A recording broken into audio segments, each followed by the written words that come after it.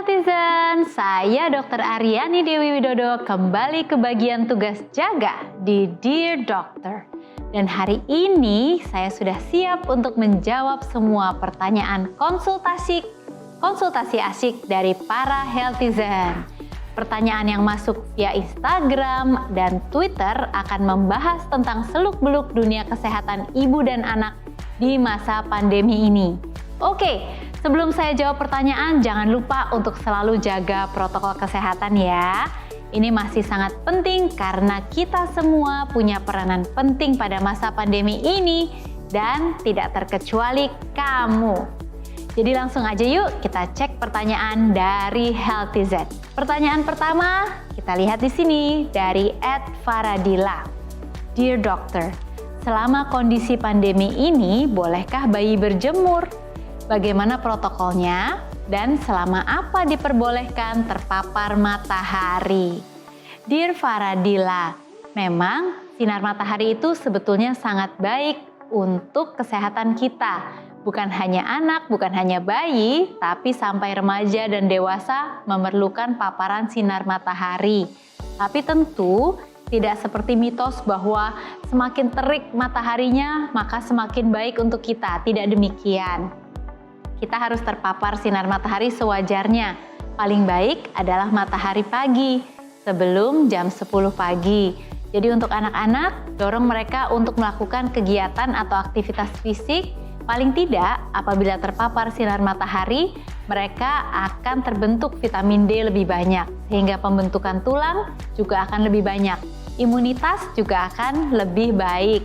Ada beberapa penelitian dari pandemi COVID-19 ini bahwa ternyata orang-orang yang terpapar pada sinar matahari lebih banyak akan mengalami penyembuhan dari COVID-19 secara lebih baik. Dan ini juga sudah dibuktikan pada pandemi 100 tahun yang lalu, yaitu pada saat Spanish flu tahun 1918. Ternyata orang-orang yang terpapar sinar matahari lebih cepat dan lebih baik penyembuhannya dibandingkan dengan orang yang terus di rumah dan sama sekali tidak terpapar pada sinar matahari. Oke? Kita lihat pertanyaan yang kedua ya, dari Healthizen @Irma Megasari. Dear Doctor, jika saya vaksin saat hamil, apakah anak saya nantinya juga akan bagus imunitasnya? Jawabannya Dear Irma adalah iya. Ibu-ibu yang menjalani vaksinasi atau secara tidak sengaja mengalami infeksi alami, maka akan terbentuk antibodi. Antibodi ini bukan penyakitnya, tapi antibodinya yang akan tertransfer ke si anak. Ada banyak kejadian ibu-ibu yang sedang hamil kemudian mengalami infeksi COVID atau mendapatkan vaksinasi COVID pada saat masih dalam kandungan. Maka bayinya pada saat setelah lahir diperiksa di usia 1-2 hari, antibodinya sangat tinggi, sekitar 1000 atau lebih. Artinya apa? Artinya apabila ibunya memiliki antibodi, maka antibodi itu akan sampai pada si anak. Jadi ibu-ibu hamil, jangan lupa jaga protokol kesehatan yang baik dan vaksinasilah supaya bayi kita pada saat lahir sudah memiliki imunitas. Oke? Nah, berikutnya pertanyaan dari @bubuyaya. Dear Doctor, bolehkah saya vaksin saat saya sedang mengasihi? Nah, ini pertanyaan lanjutan dari yang tadi ya. Kalau tadi vaksin saat hamil, yang sekarang vaksin saat sedang mengasihi alias memberikan ASI. Ada efek samping ke anak saya tidak? Ada efek sampingnya, yaitu efek samping baik ya.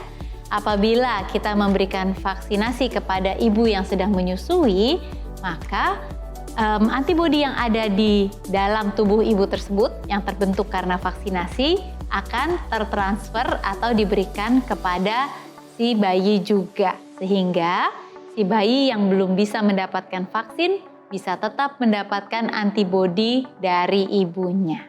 Pertanyaan selanjutnya ada voice note. Kiriman pesan suara dari @ayanaman. Yuk kita simak bareng ya. Dear Dokter, saya Ayana Mon. Dokter, saya mau tanya nih. Apa efek sampingnya banyak mengonsumsi multivitamin dosis tinggi untuk janin dan anak saya saat saya pro-ASI? Nah, bagaimana sih caranya konsumsi biar aman untuk saya dan anak saya, tapi sekaligus meningkatkan antibodi saya di tengah pandemi ini? Terima kasih dokter. Terima kasih pertanyaannya. Nah, Dear Ibu Ayana Man. Jadi, untuk multivitamin atau vitamin sebetulnya penting bagi ibu-ibu yang hamil. Tapi sayangnya kita kadang-kadang sering bablas ya.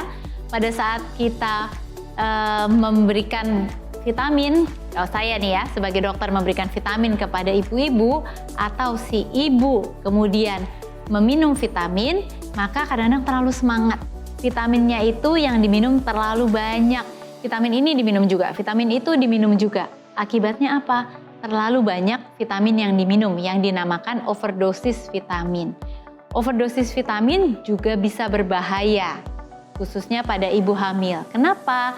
Karena ada beberapa vitamin yang apabila dikonsumsi dalam dosis berlebihan saat sedang hamil, maka bisa membahayakan janin. Di antaranya vitamin A dan vitamin D. Karena itu kita perlu berhati-hati apabila kita mengkonsumsi vitamin, sebaiknya satu multivitamin saja dan vitamin yang dianjurkan oleh dokter kandungan. Apa saja sih gejala overdosis vitamin? Nah, diantaranya bisa urinnya berwarna keruh, kemudian sering buang air kecil, konstipasi atau sembelit, diare, kehilangan nafsu makan, sakit perut dan mual, kemudian justru merasa lemas, padahal minum vitamin tambah banyak ya, tapi justru merasa lemas. Kemudian bisa jadi juga ada warna kekuningan pada kulit, ini kalau kelebihan karoten misalnya. Dan sebagian vitamin yang terlalu banyak akan menyebabkan sensitivitas terhadap matahari, kemudian menyebabkan sakit kepala dan rasa lemas. Karena itu kita harus berhati-hati. Sekali lagi, hanya konsumsi vitamin yang disarankan oleh dokter kandungan dan tidak dalam jumlah yang berlebihan. Tidak selalu yang berlebihan itu baik. Oke? Nah, pertanyaan terakhir dari @suliviandri. Dear Doctor, Dok, anak saya sudah negatif COVID-19, tapi batuknya nggak berhenti sampai sekarang. Apa yang perlu dilakukan? Apakah itu alergi atau ada masalah di parunya? Atau long COVID kah? Oke, pertanyaan yang sangat baik ya. Dear Suliviandri, memang kita harus berhati-hati.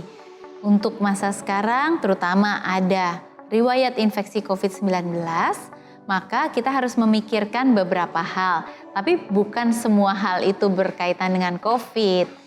Jadi yang kita harus perhatikan adalah batuk-batuk karena alergi biasanya terjadi lebih banyak pada malam hari dan menjelang subuh. Kemudian biasanya batuk alergi itu terjadi pada anak-anak yang memang punya kecenderungan alergi. Misalnya anggota keluarga lainnya ada riwayat asma, kemudian ada rinitis alergi, kalau pagi sering pilek-pilek, batuk-batuk, dan bersin-bersin.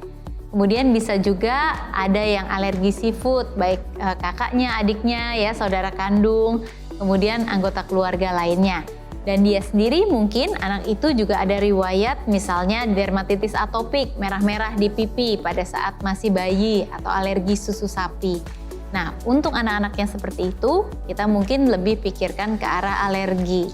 Tapi apabila batuk-batuk itu misalnya disertai demam, maka kita pikirkan adanya infeksi pada saluran nafas. Bagaimana dengan long COVID? Bisa terjadi bila si anak tidak pernah betul-betul sembuh dari batuknya setelah terinfeksi COVID, bisa mengalami yang namanya long COVID. Biasanya long COVID itu terjadi sampai dengan 12 minggu setelah infeksi COVID sebelumnya. Apabila setelah 12 minggu masih terjadi, maka perlu diperiksakan dengan baik apakah ada keluhan yang lain. Oke, semoga menjawab ya, Dear Suliviandri. Nah, sayang sekali Healthizen, waktu jaga saya sudah habis nih. Tapi jangan khawatir, karena Dear Doctor tetap menunggu konsultasi dari kamu semua yang akan saya jawab di episode selanjutnya. Semoga yang saya share hari ini sudah bisa menjawab semua pertanyaan kamu. Terima kasih sudah menyimak Dear Doctor.